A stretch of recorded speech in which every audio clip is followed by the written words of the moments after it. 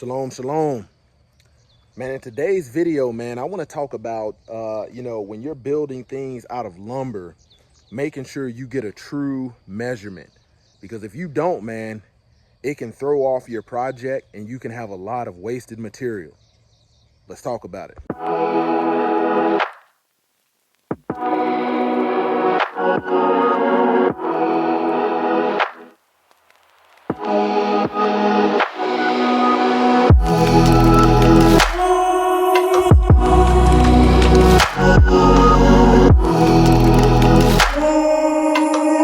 Man, I'm up here cutting some boards, man, for some raised beds. And, man, I was in the habit of measuring my boards, and I thought about, man, I said, man, I once always didn't measure the true length of my boards.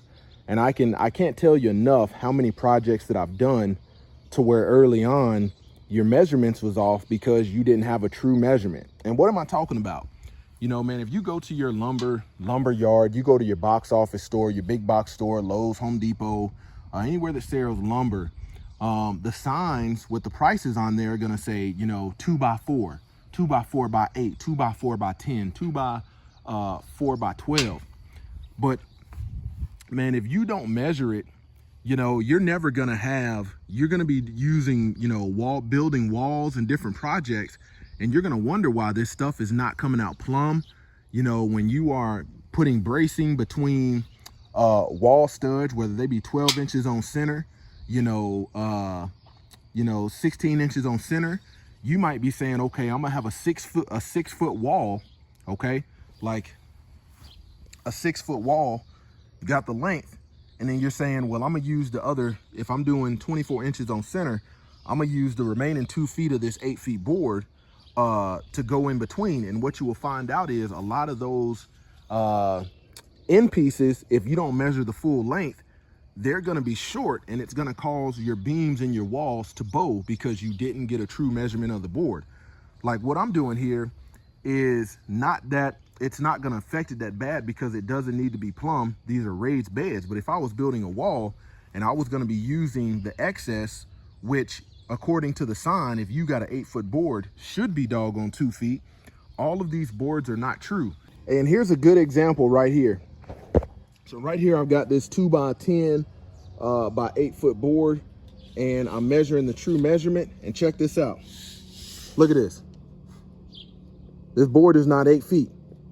Imagine if you were cutting 100 boards like that, and somebody had to come behind you and check your work, and they were paying you a pretty penny for your work and expecting it to be accurate. Imagine if the architect that was, giving you the plans, the blueprints, was saying, hey, this thing needs to be 8 feet to be structurally sound or whatever. You didn't cut 100 boards that's 1/4 of an inch off.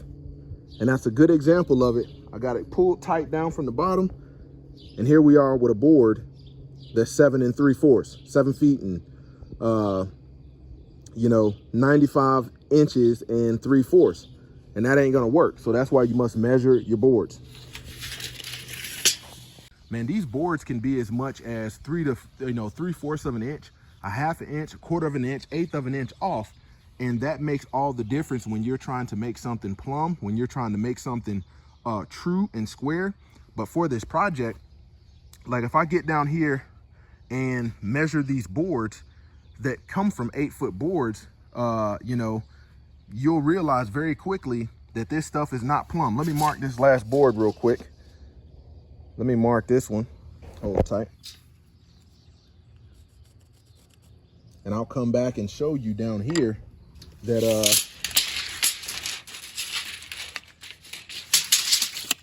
okay, I'll show you down here with these 2 boards. Okay, this one, man, that's about from 2 feet, and I cut it at 6 feet. Man, that's a good 1/4 of an inch off. Let's check this one out. This one right here, just a little bit over an 1/8 difference. So a lot of men doing projects, man, you will have a lot of waste. You will have a lot of unused material that you think, okay, I'm going to be able to use this, and you don't calculate, man, I'm going to need some additional boards because if I need a 2-foot board, that ain't gonna work. Even if it was cut off of a board that says 8-inch. And one thing about lumber is, man, you know, even this right here, this board right here is 2 by 8, 8 inches wide and 8 feet long. But when you measure, if you measure, okay, if you measure that, man, you got 1.5 inches. Got 1.5 inches, okay? You measure this way, look at that right there. You actually got 9 1/4. So this stuff is not true to the designs. And what this is this board is actually was on the list as a 2 by 10 by 8 feet long. So width 10, it was ripped from a board 2 inches thick, 10 inches wide, and ripped from a board of 8 feet. That doesn't mean it's going to be the true dimensions of what you got. You know, I've got to build another chicken coop, and those measurements are going to be very crucial to building a chicken coop that doesn't look all crazy, doesn't look out of plumb, doesn't look out of whack. But when you think about building a home, man, look at the goats, man. They're always curious to see what's going on. But when you're building a project and it has to be, you know, tight and has to be square, man, you definitely want to measure your board. So every board that I've got here, I'll measure, because I know my end boards. Like if you look on my, you look right there, my end boards, you know, for this project, it's not going to throw it off that bad, because I could be probably with a 1/2 inch off and still be good and still put my boxes together the way I want. I've got one in there, but you can't see it through that screen, but it's about 3/4 of an inch longer, and the board was actually ripped from a longer board. Look at these goats, but they'll mess you up. Get up out of there. Get out of there. But just wanted to show you that, because, you know, most men that don't have skills as a carpenter, haven't spent time, you know, you'll get all this lumber and think you got enough. And the truth is, you probably need to buy a little bit extra, accounting for if I need to cut four 2-foot sections out of an 8-foot board, you're only going to get 3 out of an 8-foot board, because that last section is not going to be 2 feet long, and you would fare better getting a 10-foot board and getting your 4 sections out of a 10-foot board. And then you're going to have some waste that you can use at a later time for different projects and things like that.